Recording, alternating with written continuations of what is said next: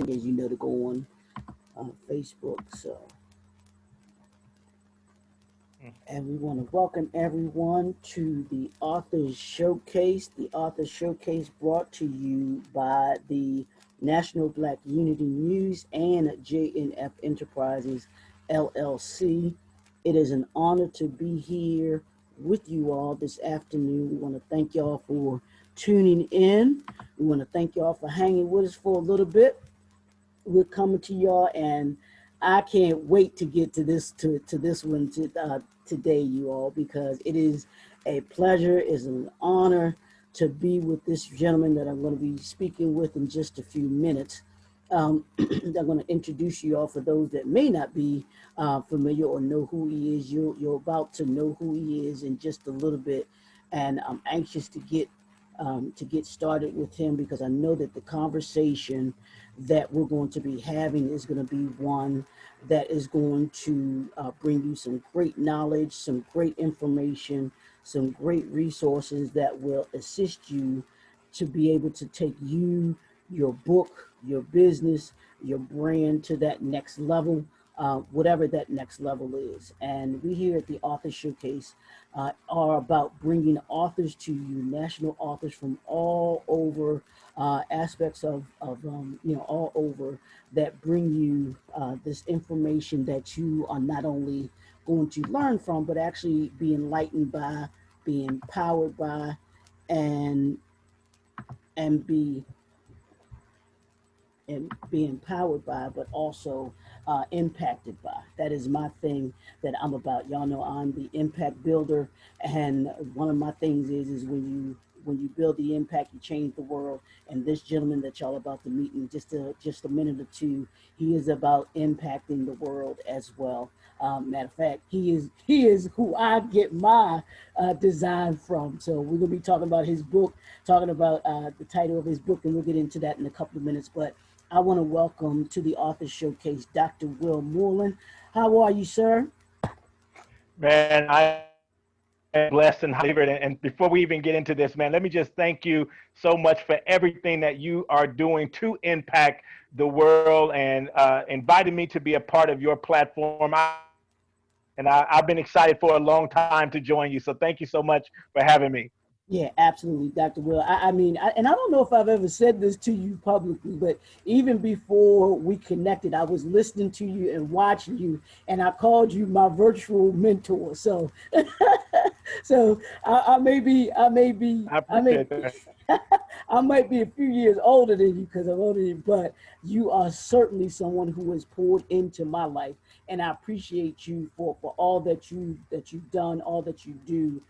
It is an honor and a pleasure to be connected with you, and to be someone that I can look to and say, "Wow, this is how I'm trying. This is where I'm trying to be." Because I tell people all the time, you should have three people: someone that is above you, someone that is on the same level as you, and then someone that's coming up behind you that you have in your life. That person that's above you is somebody who you can see is where you want to be, so that you have something that you're always working towards.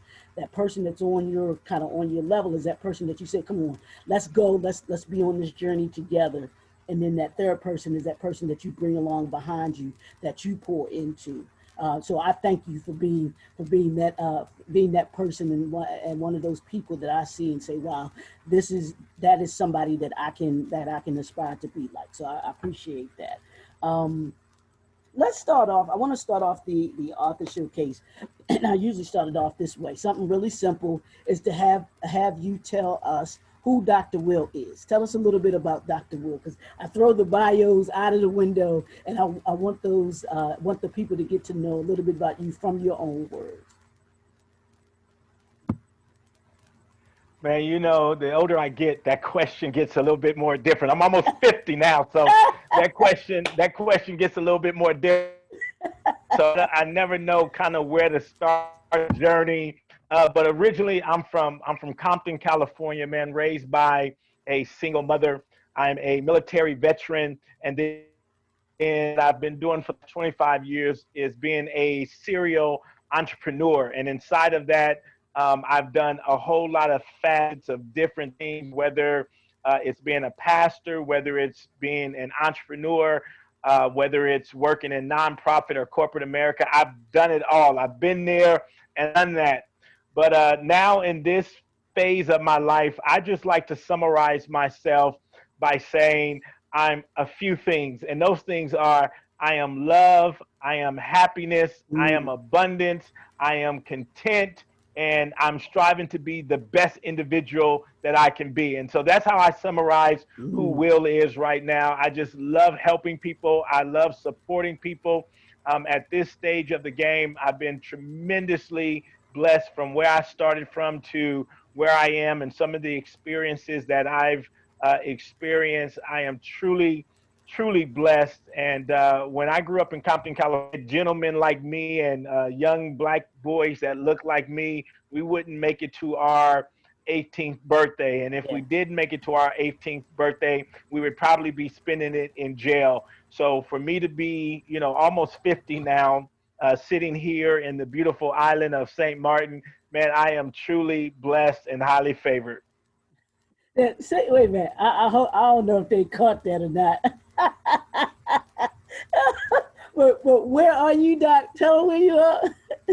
One more time. I am on the beautiful island of St. Martin, my friend. The friendly island, they call it. The friendly island. Now, mind you, you aren't just visiting there, right? No, sir. So I live here now. The family and I, we made the choice to move here late last year. We still have our residence in Phoenix, and so we're doing the two country thing, man. So Mm. we have a base in Phoenix, and we have a base here in St. Martin. That is truly awesome. I think that is wonderful. Um, I'd like to ask you this, and we'll start off, I guess, our conversation in regards to who Dr. Will is a little bit beyond that. What made you, or when did you decide that you wanted to become an author and an entrepreneur? Did they kind of coincide together, or did the writing come first and then the entrepreneurship, or did the entrepreneurship come and then the writing? So growing up in where I grew up, and for many individuals that grew up where I grew up, entrepreneurship, I think it's in you, right, from a necessity. I grew up raised by my single mother, lived with my grandmother, and so entrepreneurship was something we used to call it hustling, right? You're trying to Mm, earn your way. And for me, I didn't want to be a burden to my mom. I didn't want to be a burden to my grandmother. So I mm, was always trying to find out ways where I could earn my own money so I wouldn't have to go and ask them. And so whether it was cutting grass, whether it was pumping gas, whether it was selling candy to my friends at school, I've always been, doing some type of entrepreneurship thing. And then as it relates to becoming an author, man, mm, I had never thought about becoming an author. To be honest with you, I thought authors were like these special people, like you had to get tapped, with a gun to be an author. But I was pastoring, and as I was pastoring, I had my members. They kept asking me. I was huge on. I've always been huge on financial freedom, and always huge on building wealth. And at this time, I had some success mm, in real estate and building wealth. And members, they kept asking me to talk to them about building wealth. And 10 to 20 to 30 people asking you about a subject, it becomes very time consuming. right. And so I kept thinking to myself, I said, man, I want to share this information, but I just don't have the time to share it with everybody one on one. So what can I do? And somebody suggested to me, they said, you should write a book. You should Mhm. just put it in a book, put the information in a book. And I said, a book, man, I'm not an author. I can, you know, barely split a verb. And you're talking about writing a book, but they convinced me to write the book. And I wrote the book. And the first book was entitled Debt Freedom. And I wrote the book and shared some principles in it, and got it out to my members. It was a big hit. They started sharing it with their families. And from there, man, I guess I got the author bug, man. Mm, So here we are, 57 books later, and I haven't slowed down. Well, I'm not gonna let you just skate over that. How many books did you say that you've written, man? 57, man. 57, man. Been blessed to just share my thoughts. And, everybody Okay. always asks me about that number and how do you write so many books? And for me, I'm not trying to be a prolific author. I'm not trying to be a New York Times best-selling author or anything like that. But I just truly believe that we're gifted to share. So if I look at an area of my life that I believe that I've learned some things and overcome some things, and I just try to put it in a book. And so all of my books are just an extension of an aspect of my life. Mm, and that is awesome to be able to have written that much, because I know when I started writing, just like you, I was just like in a book. I was like, I didn't know anything about writing as well either, and it was just like, put it in a book. What are you talking about? I mean, so being and, Right. and coming and having to learn and understand that aspect of, I mean, going from knowing nothing about it to actually learning the process of writing has been really something. I know for me, it's been something that I kind of felt special about it, especially when I had that first book and when I had my first book in my hand, man. And there was no better feeling for me. Uh, what I want to ask you is, what do you see as three obstacles that an aspiring author must overcome when thinking about starting to write a book? Like we just talked about us, somebody coming and talking to us. What do you think of those three things? Yeah, I get that question a lot in Mm, terms of I want to write a book, I have a dream to write a book, I have some information I want to share. right. And one of the first things is just getting out of your own way, Mm, getting out of your own way. When we go through the process of writing the book, usually we want this to be perfect. We're trying to write a perfect book. And so I call it perfectionism, right? mm. You want it to be perfect. And so that's the first stumbling block or the obstacle that I see from a lot of people, is just getting out of their own way. The second obstacle I see is them setting aside the time to do it. Everybody always says, I don't have the time. I don't have the time. And so what I teach my clients is just set the time, 30 minutes a day, an hour a day. You don't have to write it all in one day. You don't have to write it all in 2 weeks. But if you just set up the time, give yourself 90 days. Say, you know what? I'm going to finish this book in 90 days. And you go and commit to 30 minutes to an hour a day. And so that's the second thing, just committing that you're going to write 30 minutes to an hour each and every day. And then the third obstacle that a lot of people I think have as well is, um, what do I write about? What do I write about? I have so many different Mm, ideas. What mhm. do I write about? And Right. so what I help my clients do is kind of get some clarity. You don't have to put all the information in one book, and that's why I have so many Mm, different books, because I just chop up the information. You don't have to put it all in one book. So those would be the three, man. The first one would getting out of your own way. The second one is setting some time to write. And then the third one is just choosing a topic and writing about it. absolutely, absolutely. So I hope y'all got your notebooks up, because y'all gonna take plenty of notes today with with Dr. Will here.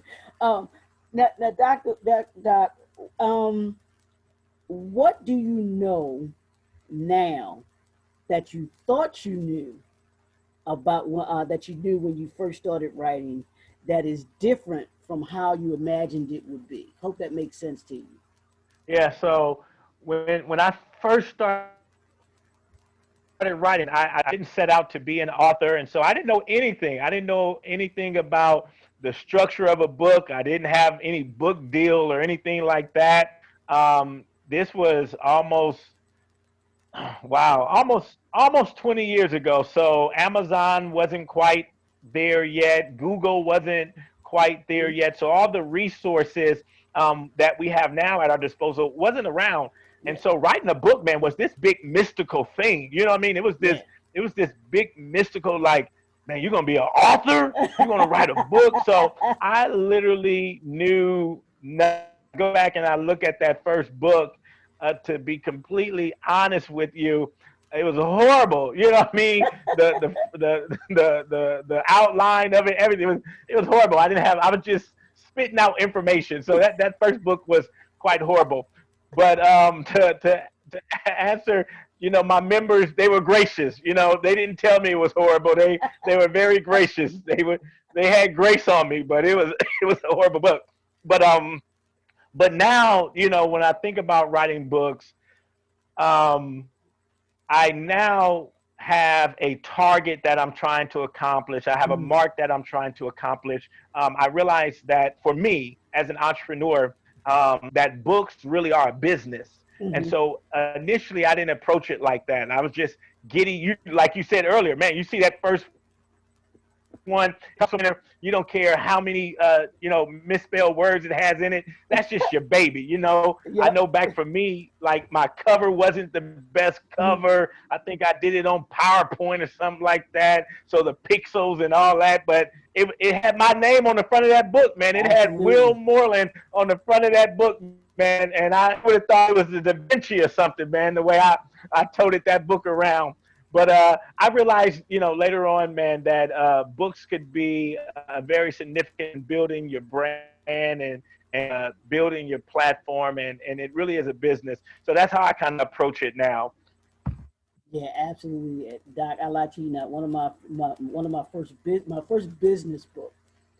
I didn't like I said, was just very raw. Didn't know a whole lot, and I used the 10 font size, and didn't know that, hey, your font should be like a 12, 14, and Right. I was just like, I mean, and people, I mean, what I had literally had one of well, somebody that bought the book, and it was a friend of mine, but she had bought the book, and she was like, it is so the lettering is so small. She was like, I can't read. She was going like this because I was like, oh my god. So those are the lessons Oh man. that you get with with that being an Right. aspiring author and coming up, and I call that, those are the bumps and bruises that we take so that everybody else doesn't have to take those bumps and bruises. Exactly.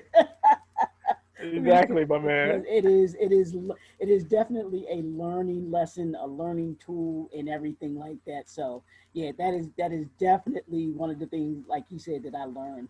Now you mentioned something, and it was actually, I'm glad you mentioned it, and I'm gonna pick up on it. How important is it for authors to build a brand and understand that their book, it's not just a book, that it is a part of them, it's a part of a business, it's a part of a brand, or should be a part of a brand. Yeah, so definitely, if going back to your question before, what would I do different, or what do I know now?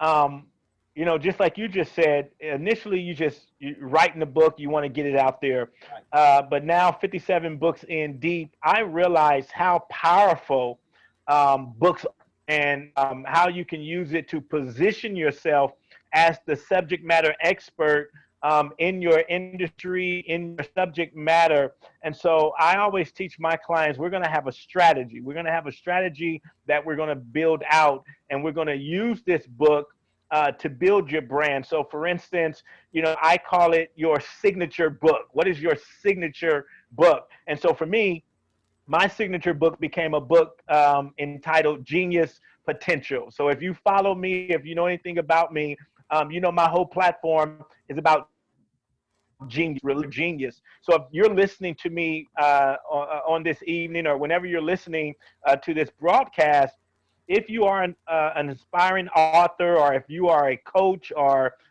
you're a speaker, a leader, anything like that, you want to really look at your inventory and say, do I have my signature book? What is the book that I'm going to be known for? If you think about Robert Kiyosaki, Mhm. he's written a lot of books, but he's known for what? Rich Dad Poor Dad. Rich Dad, Poor Dad. If you look at Jack Canfield, he's written a lot of books, but he's known for Chicken Soup for the Soul. Hmm. Um, if you look at any major author, they're going to have a signature book, and so you want to make sure that you have your signature book and it's tied into your brand. So whatever your brand is, you want to make sure that that signature book is laying out your philosophy. So for me, Genius Potential, if you want to know the philosophy behind Genius Potential, then or you want to know my philosophy, then you're going to read that book. It has my language. So Mm, therefore, when your community, your tribe, when they're reading that book and mhm, they're talking to each other, and you have book clubs that are reading your book, you have a language that is unique mm. just to that audience, right? And so that's what you want to make sure that you're doing, really thinking about all of that and encompassing all of these elements in your book. Wow, that is awesome, and I hope that people understand that and how important that is to having a signature book, and being able to understand how it ties into you, how it ties into your business, how it ties into your brand. Now let's talk about the book, one of the 57 books that you have, that we'll talk about today, and that's the Copycat Millionaire, 21 Laws to Building Wealth, because I want to get into this and talk a little bit about what this book entails. And I'd like to ask you, where did you get the idea for this book, one? And then let's talk a little bit about what the message is, in the within the book, and what people will gain from reading the book. Yeah, so once again, I've been tremendously blessed, and um, over the course of my business career, I've been able to build several $1 million companies and have a net worth of over $1 million. And so people started asking me once again, Will, how did you do it? How did you do it? How did you do it? And one of the things that I do is I journal. And I journal almost every day. And whenever I have an opportunity to talk with someone that I feel is influential or that can just add value to my life, I write it in my journal. And so one day I was sitting down and I just was looking at all of my journals, and I said, "Man, well, you have some pretty good stuff in here. You've been blessed to hang around some pretty amazing people. Other millionaires, a couple of billionaires." And I started looking at it. I said, "You know what? I'm going to take the next 6 months, and I'm going to really put together all these notes on wealth building and money management and all that type of stuff." And I started to put all these notes together from all these amazing people that I've had the opportunity to be mentored by, to share the stage with, to be friends with. And it ended up being about 160 millionaires that I have a relationship with. And so I started to look at all of this information that we have shared with each other, and I came down with 21. When you break it down, I came to about 21 laws, 21 habits that you would need. And then I broke it down into an acronym. I'm a military veteran, so I love acronyms. And so I took the word money. I took the word Mm, money, Money, and I broke it down into 5 sections, and that's where the 21 laws break down in under these 5 sections. And so the M stands for mindset, the O stands for organization, the N stands for networking, um, the E stands for education, and the Y stands for you. And so when you begin to start your journey, it starts with your mind. The Bible mm, tells us that as a man thinketh, so is he. As a man thinketh, so is he. And the most powerful thing there, Leroy, it doesn't say you have to have it mm. to have it.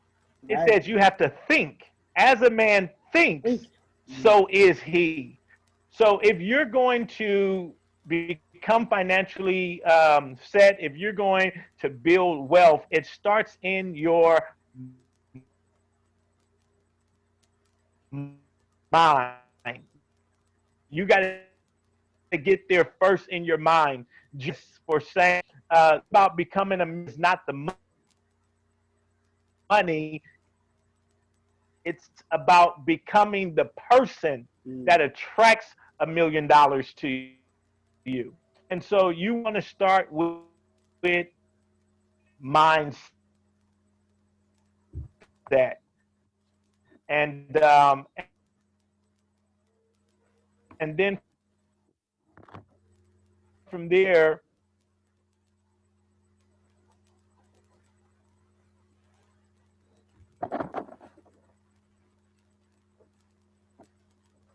absolutely, absolutely. let me know if I still have you. No, I'm still here. Can you? Yeah, can you hear me?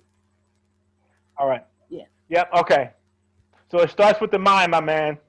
absolutely, absolutely. And that's, you're right. You're so right, because I've always said this, that the mind, and you tell me, the mind, when you start to think about things, the mind will work towards something, that you believe that you can achieve. It'll I guess the way that God has created us is that as we want to achieve things, our mind will say, "Wow, this is something that I want to."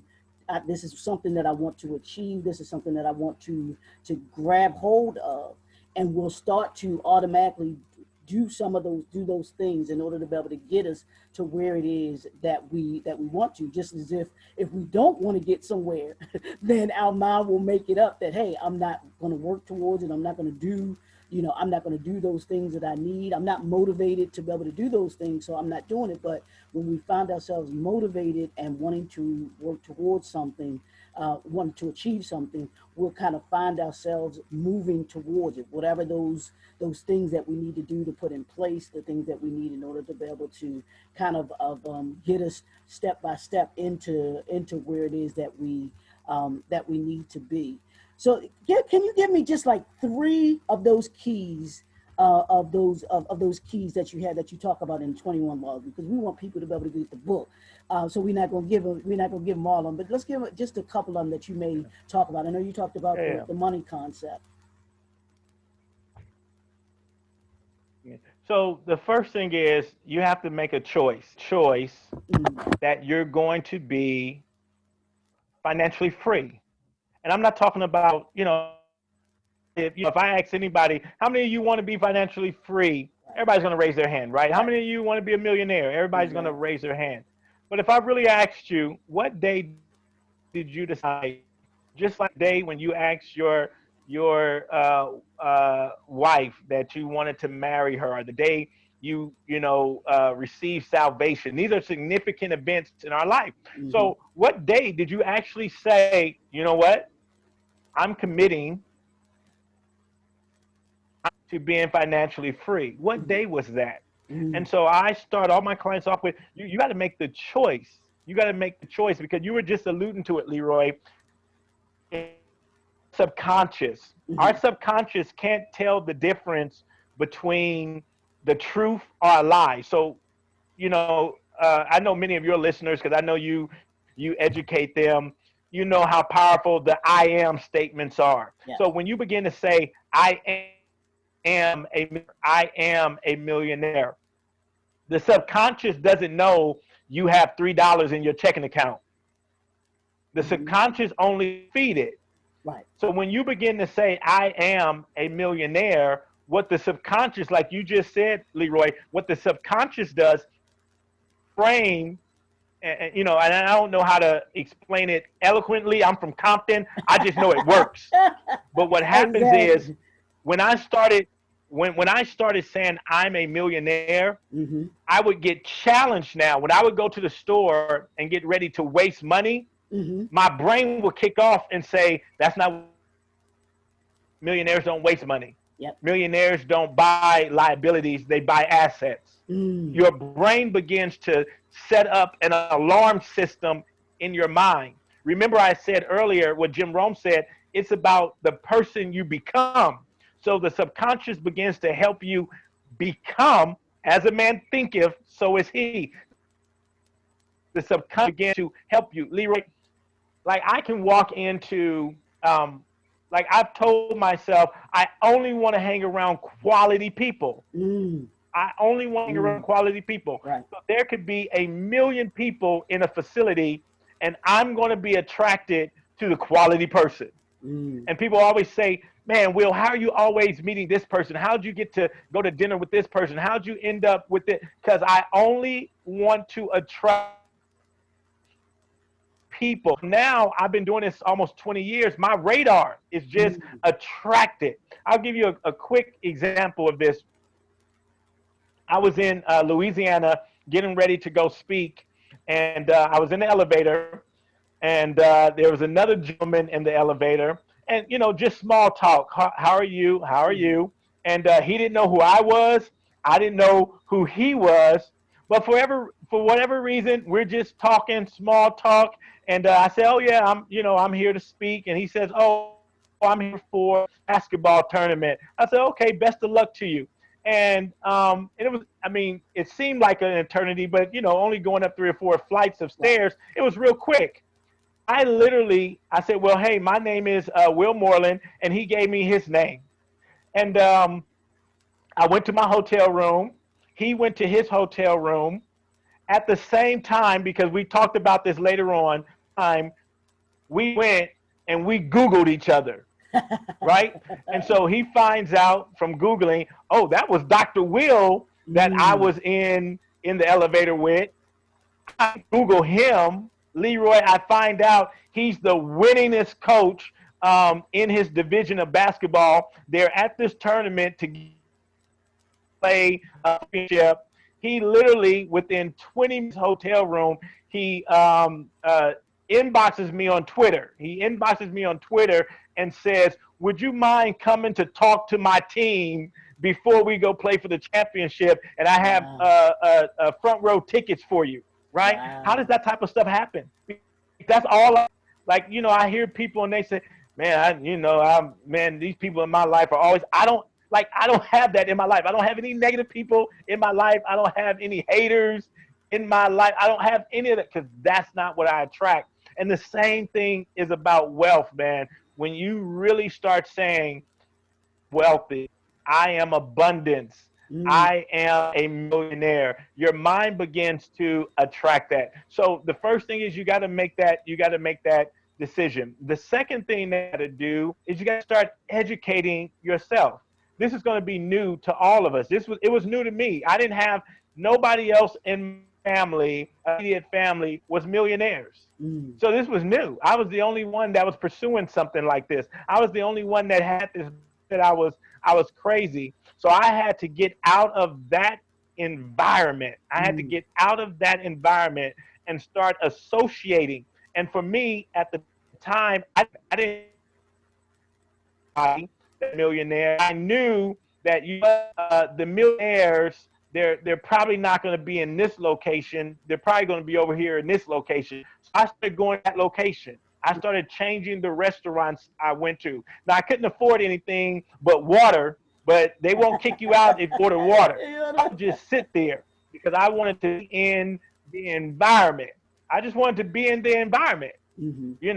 and I would order the cheapest thing. Usually it's you go to any restaurant, the cheapest thing that you could probably order is going to be a Caesar salad, and you get you a water. And that's what I would do, man. And so you got to get into the environment and start learning, start reading, start educating yourself about money. And then the last thing, third thing I would say is excuse me. The third thing that I would say about building wealth, and one of the things that I share in the book, it's about organizing your finances, organizing Mm. getting a budget, understanding where your money is going. Your money should have a mission. If your money doesn't have a mission, it'll end up missing. Let me say that again. If your money doesn't have a mission, it will end up missing. How many of you have ever said, "I don't know where, man, I just got paid. I don't know where my money It went." went It's because your right. money didn't have a mission. Mm. Mm. That's powerful right there. And one of the things that you've said that I've honed in on lately was you said that we don't lack wealth, we lack information. And I want you to talk, Yeah, there's if you can talk a little bit about that, because I think that was just genius by saying that and coming to that understanding. I started once I started really studying wealth, and now I've read over 400 books on the subject of wealth and abundance and the psychology of success. And so what I started to realize, because where I grew up, everybody made wealth like this this thing that was hard. Like money was this thing that was hard to get. So that was my wiring. Like money Mm-hmm. is hard. Money is hard. And then I started realizing I kept hearing people talk about this wealth gap, the difference Mm-hmm. between the 1%, the 2%, and the 99 to 98%. But what I found out, there really is not a wealth gap. What there is a gap in information, meaning they're playing a different game, a different game. And so I realized, and this was the most powerful thing that I realized, was that all of this, Leroy, is learnable. When you study out, especially in America, when you study out the multimillionaires and those that are on the Forbes list, Mm-hmm. 85% started from ground zero. Mm-hmm. 85%. They did not come from wealth. They started from ground zero. So this means that each and every one of us, I'm not saying you got to be a billionaire. I'm not saying you got to be a multimillionaire, but I am saying you can learn these financial principles that put you in a better financial situation. And so for me, when I started understanding the only thing, see, Leroy, for a person who is earning $50,000, the only thing that's keeping them from earning $150,000 is information. Yeah. Yeah. It's Absolutely. information. See, it's not working hard. How many of us have worked hard? It's not working hard. We all work hard. Let me give you an example. I was in the military. It didn't matter if I came to work 2 hours early and stayed 5 hours late. My Mm-hmm. salary was fixed. They were going to Right. pay me the same amount of money. Didn't matter how hard I worked. Right. Didn't matter how hard I worked. They were going to pay me the same amount of money. When I realized that, oh, okay, it's not about working hard because I'm working hard, but I'm not earning no more money. Right. That's why I said, wait a minute, I got to get back over this entrepreneurship side, because on the entrepreneurship side, Leroy, I can give myself a raise at any time based on my effort, based on what I want to do. I couldn't do that on the other side. You can't Mm-hmm. go in on Monday and say, you know what, I want to raise. And I realized it was a different system. So when I Mm-hmm. started studying out wealth building, there's five general ways people amass wealth. The Okay. first one is inheritance. The second way, and this is in no particular order, I'm just saying, first one is inheritance. You inherit it. You have a rich uncle, rich dad, rich mom, whatever, you inherit it. The second way is a mega sports star, or an entertainer. So sports and entertainment. That's the second way. The third way is you have a specialized skill, Mm-hmm. right? You're a heart surgeon. You're a top engineer. You're a top lawyer, right? The Mm-hmm. fourth way is you win the lottery. Mm-hmm. The fifth way is entrepreneurship. Fifth way is entrepreneurship. So when I looked at myself, I didn't have any rich family members that was going to leave me anything. I wasn't an athlete. I wasn't an entertainer. I wasn't a doctor, wasn't a lawyer, wasn't an engineer, didn't have one of those special types of skills. I wasn't playing the lottery. Was entrepreneurship. And when I was studying this out, 85% of the people that have amassed wealth did it through entrepreneurship. Mm-hmm. That's when I knew I had the right journey. I knew I was on the right track through entrepreneurship. And so for me, that wealth gap, when they keep focusing on the number, Mm-hmm. oh, it's widening. It's not widening. What's widening is the information. Information. We just saw Jeff Bezos in a pandemic. Yep. Now, Leroy, listen to this. This man just recently had a divorce where he gave away, Leroy, I know. he gave away $40 billion. Yes. He gave away $40 billion. Mm, Okay? That through a pandemic, he added $120 billion mm. to his net worth. Yes. Yes. $120 billion in a pandemic through racial, right? So there no money gap, right? The money's there. The question is, man, what is Jeff doing? Jeff is Mhm. doing something different than what everybody else is doing. The information that, they just recently had an article, and everybody's in uproar about President Trump's taxes. Yes. And they Yeah, I was said, talking about that man, this today. guy didn't pay taxes for 10 years. Wait, I'm trying to find. I'm not mad at him. Let me I just said find out what he did. I said See, the he's exact living by same thing. different information. I'm not mad at the brother. I'm not mad at him. I just want to know what information. What Right. information are you using so I can use that same information? Information. And so, Leroy, that gets me back to the book. That's why I called it copycat. Hmm. Because when we're growing up, Leroy, when we're growing up and we're in the school system, what do they tell you about copying? They Yep. tell you copying is bad. Yep. Yep. Plagiarism. But All that. Yep. Hmm. plagiarism, right? But in the real world, that's how you succeed. You find a model and you copy it. That's the real world. You find a model and you copy it. And we see it in everywhere. You know that show, The Real Housewives? Hmm. Hmm. Hmm. They found a recipe that works. Right. It started off, I don't know which one was the first one. Was Right. it the Housewives of Atlanta? But now they got the Housewives of everywhere. Everywhere. Right. Exactly. Exactly. See?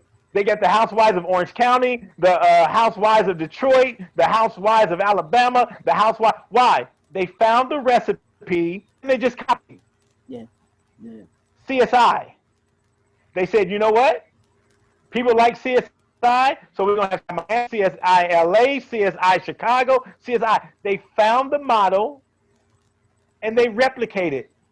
Yeah. We keep trying to reproduce the wheel. We keep trying to reinvent the wheel. Yeah. Yeah. And here's something that I fascinated when you talk about that. And I don't know if you watched the movie, but I know you're familiar with the story called The Founder that Michael what's it, like, is it Michael Keaton? Yeah, Michael Keaton plays the one of, well, he wasn't the founder, but he was the Ray creator. Kroc. Yeah, Ray Ray Kroc. Kroc. Yeah, Of that course. that story, the McDonald's brothers and him taking that they had the formula for fast food. That's where that began.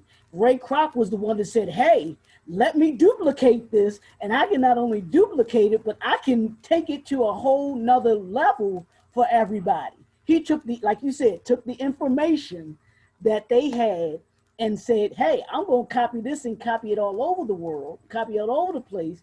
And you now have what we call the fast food.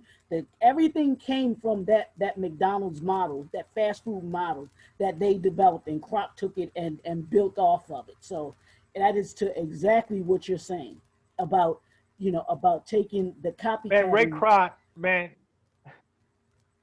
Yeah, go ahead. No, man, that story is the most amazing, Yeah, in saddest it, story I in have it, ever saw in my in life, it. man. It is that what Ray Kroc did, and then I'm just thinking about every time the McDonald's brothers' grandchildren, great grandchildren have to ride past a Past. McDonald's. Oh my God, yes, It's still their name. It's yes. their name. It's That's not called exactly. McDonald's. That was the thing that got me out of everything in that movie was when he literally banned them from using their own name. They can't, to, like you said, to this day, they still, his family can't even use that name, or on that, they can't even be beneficiaries. And I know we're talking about building wealth. They can't even be beneficiaries Right. of that, their own name. How crazy is that? And one thing, Roy, what did he do? He had information. Yep. He had information. He got the lawyer, and Yep. they said, "Wait a minute, Yep. let's go create a whole nother company. Yep. Let's go create a whole nother company. Lock them out." What was it? It was information. Nation. And so many times we sit on the sideline and we complain, like everybody's complaining about Trump. And no, go find out the information. Go Mm. find out what he knows. Go find out the information, whether you like him or don't like him or whatever. I don't get caught up in all that. Man, he didn't pay taxes for 10 years. How you do that? How do you do that? How can I copy that? How can I copy that? I've said this to my, to my friends and whatnot. I said, when it comes to that aspect of it, I said he may not be intelligent or whatever. I said, but he for sure has people around him that have access to information that gets him to know those kinds of things. So that's the even more powerful thing is, once you have an understanding, like you said, that hey, it's not about the wealth, it's about the information that I can gather. Who are the people that have access to the resources or the information that I need in order to be able to do the things that I want to do? I think is just key in all of those things, like you said. So that's powerful, man. I think that is very powerful. Well, that's the end in money, right? The networking part. Who are Yeah. you surrounding yourself with? Getting Yeah. people that's smarter than you. He hired the best lawyers, the best accountants, the best tax advisors for them to find the what? Information. Yeah. What information? Yeah. That's all it is. They're playing a different game, Yeah. and it's Yeah. information game. So when we get all upset and we say, "Oh, we should tax the rich and we should tax the wealthy," you know what they're saying? Okay, where's my lawyer? Go figure Mm-hmm. out what information we need to know to get around that. Warren Buffett, great guy. He's famous for saying this, that on a percentage wise, he pays less Yep. taxes than his own secretary Yep. He said that. He has certainly because said they're that. living different information. And so this is why we say things like the rich get rich and the poor get poor. It's not about the money. It's about the information. Yeah. Yeah. It really is. So. Let me share this real quick. Yep. The Bible says this. The Bible says there was three in talents. One got 3 talents, one got 2 talents, and one got 1 talent. Mm-hmm. It's about the one with the 1 talent. He says, I know that you was a hard man. I know that you was a hard man looking to reap where you have not sown. So I took my talent and I buried it. Yep. What comes back? He says, Jesus comes back and says, well, if you knew that information, why didn't you go do something with it? Yep. Yep. My people are destroyed for a lack of Knowledge. knowledge. It's information. Yeah. It's nothing else but information. My people are destroyed for a lack of knowledge. Bible to your faith, knowledge. See, we get the spiritual part right, but we don't want to get the part. We don't want to get the knowledge part. It says add to your faith. Yes. So faith is not enough. If you need to add to your faith, then faith is not enough. And we just want to stay in the spiritual realm. But the Bible says add to your faith knowledge. So I need faith but we get so caught up with just, I got faith. Well, where's the knowledge? Knowledge. Absolutely. Information gap, man. Information gap.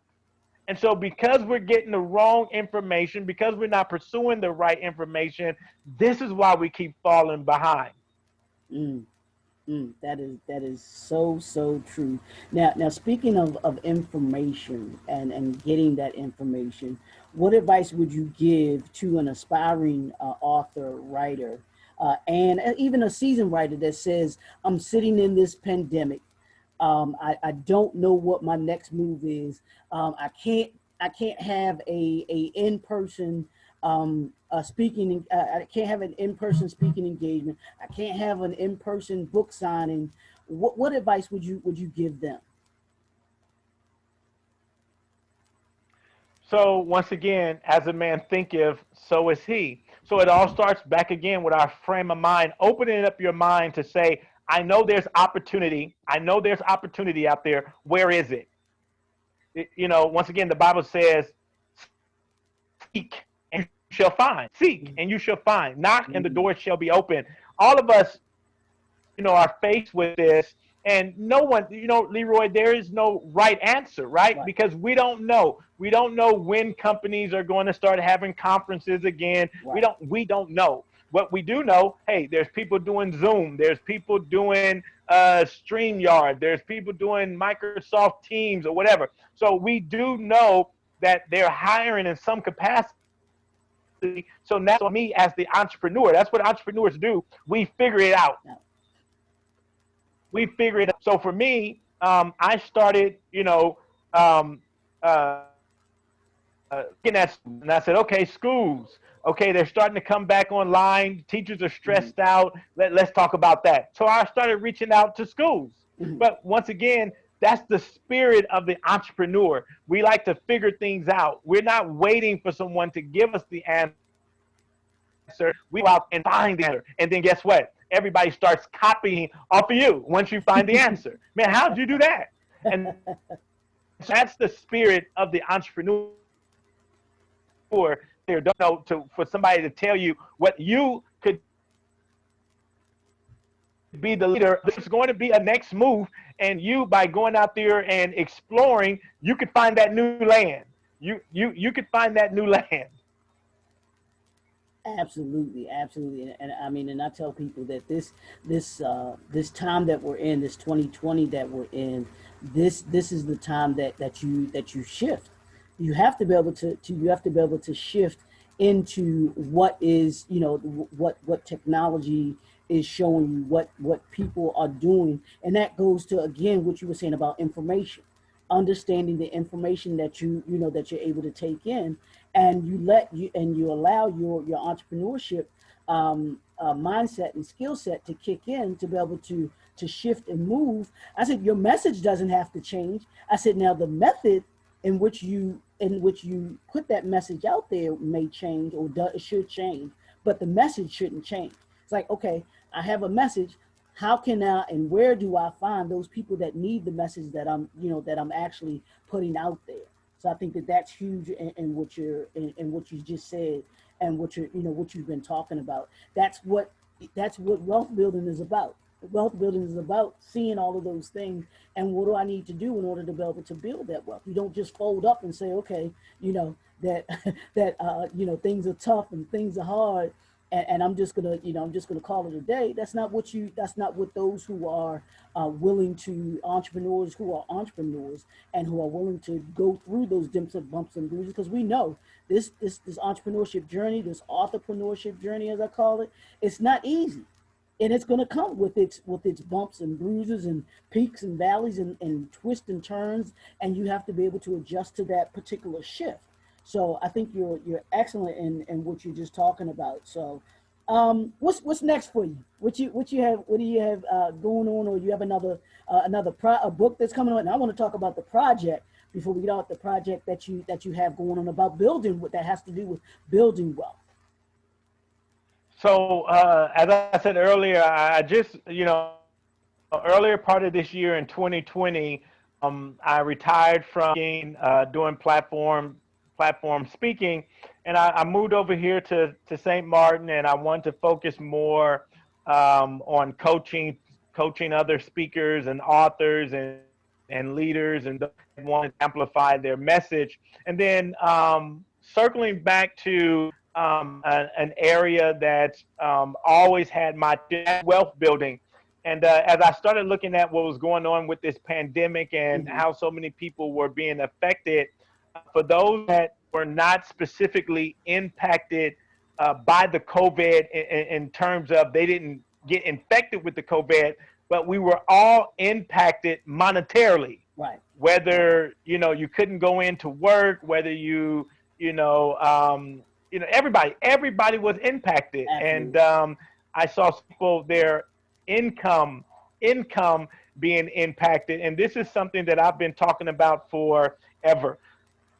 I don't think that everybody should be or needs to be an entrepreneur, but I do think everybody needs to think like an entrepreneur. Mm. And so an entrepreneur knows that they can't have all their eggs in one basket. So I've talked to so many friends and so many family members who got laid off, Mm-hmm. that gave all their time, energy, all their effort to one job. Yeah. And when that job folded, they were in a bad way. So I said, you know what? I need to start talking more about this. I've written several books on money and things like that, but I really wasn't vocal about it. And I said, you know what? In this season of my life, I need to amplify that. I need to get more vocal about it. And so I started doing some research where most people were impacted. And what I found out was most people were being impacted with their credit.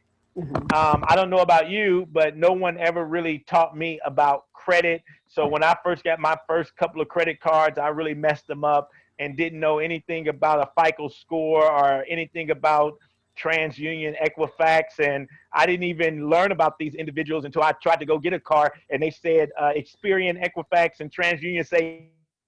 I said, well, who is TransUnion, Equifax, and Experian? How they telling me no?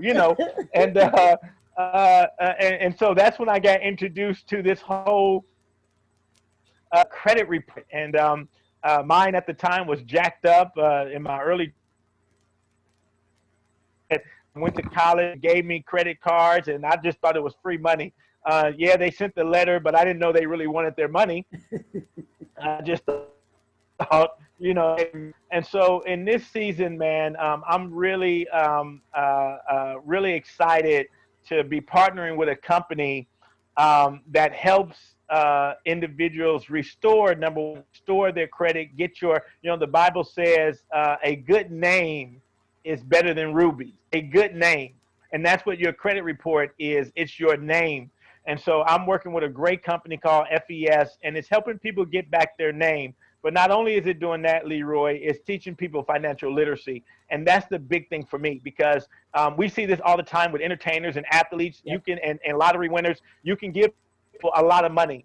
But once again, if they don't have the information about how to handle wealth, they'll end up losing it. Yeah. And I have so many friends that play professional sports, and they got big windfalls of money, and 10 years later, nothing. They have nothing to show for it. Yeah. So I've been working with this company, and my goal, my mission, I don't know how long it's going to take me, but my goal is to help 1,000 individuals restore their credit and get into home ownership, which is one of the first pillars of building wealth.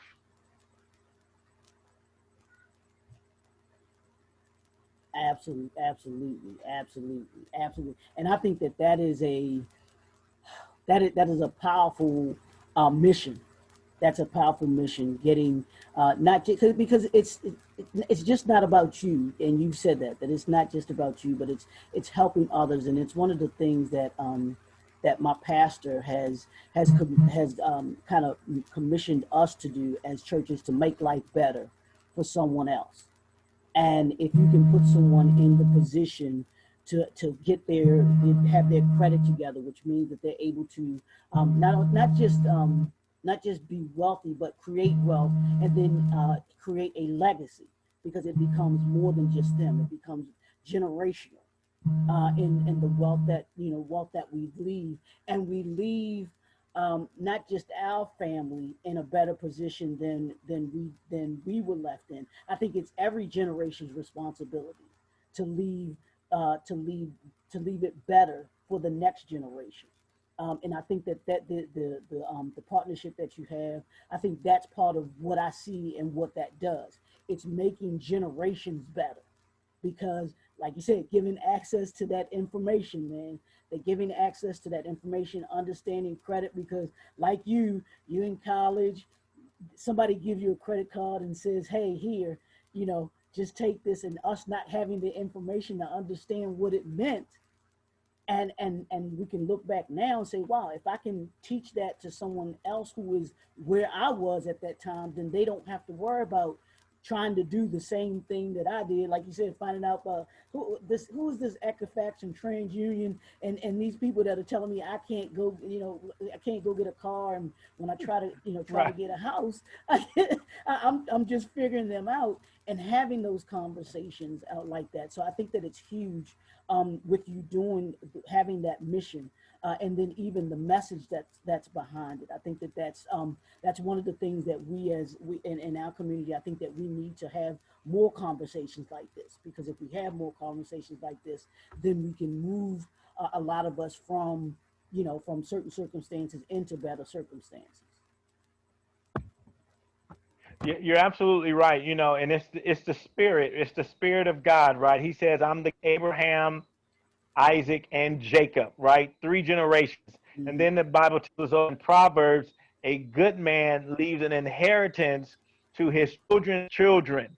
And so we're as men, especially, we're commissioned to be thinking about three generations. Mm-hmm. And what has happened? Information. What is the information that we have received? Yep. Well, I'm just working for what? My retirement, Yeah. right?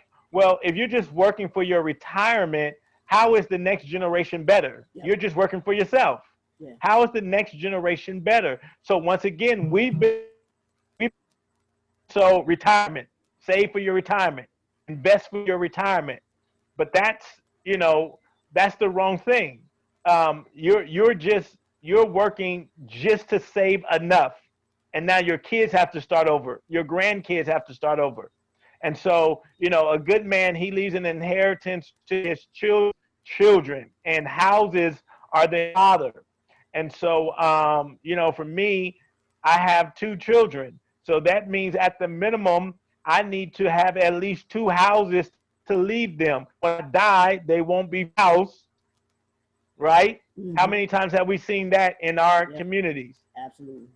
Grandma Absolutely. died, everybody, like 30 people trying to get one house, Right.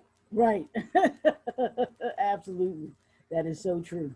right? Absolutely so And true. so now the family is broken up, and everybody's in disarray, and these cousins aren't talking to that cousin because their mother had auntie who's the sister, and because she couldn't get grandma's chair out the house.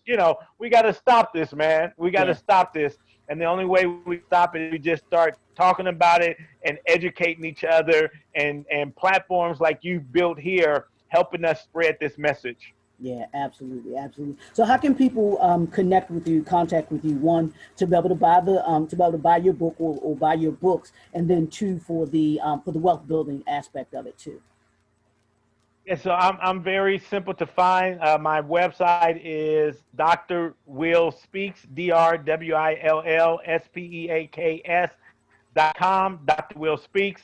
At Dr. Will Speaks is my social media handles on Instagram, on Twitter, LinkedIn. It's Dr. Will Moreland, Facebook, Dr. Will Speaks. So just Dr. Will Moreland, you'll find me. Google, and you'll find all of my social media platforms.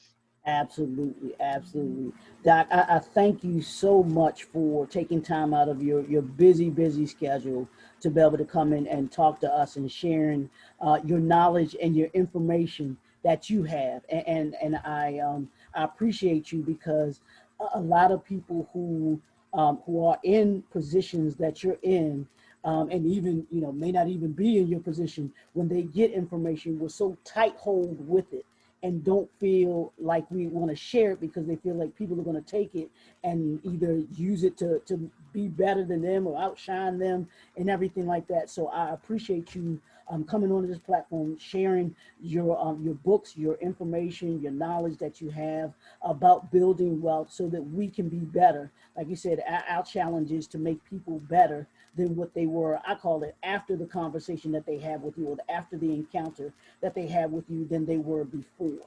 And I appreciate that, because I know every time that I have a conversation with you, every time that I talk with you, I'm better after that conversation, because I come away with knowing something, learning something that I did not know, coming in to learn from you. So I appreciate you coming down, dropping the knowledge on us and everything like that, all the way from Saint Martin, the island down there.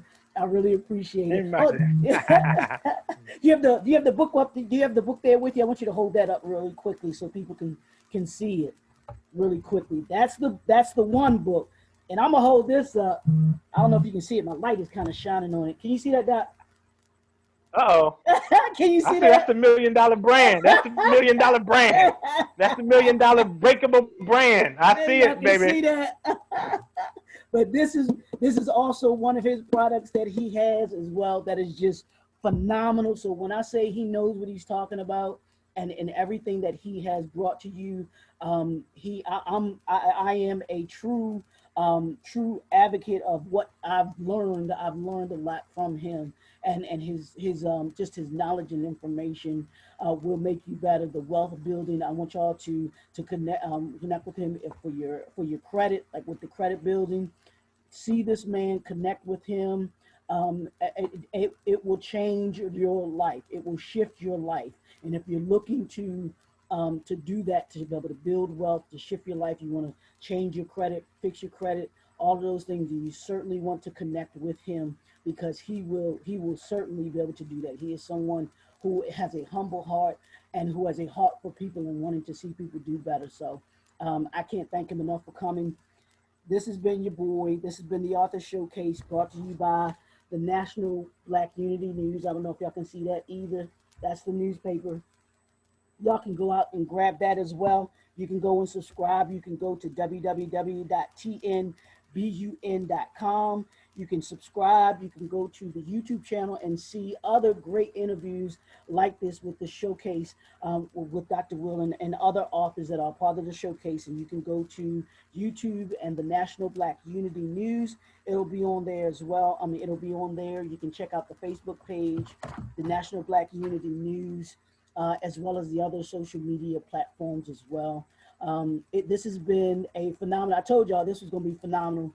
It has been nothing short of it. So, Dr. Will, I appreciate you, man. I thank you for coming in, taking your time. It's your boy. As I said, this is 2020, y'all. Fast and furious, move with purpose and passion. And as I always tell people, build the impact, because when you build the impact, you change the world. It's your boy, Leroy McKenzie Jr., and we'll talk to y'all soon.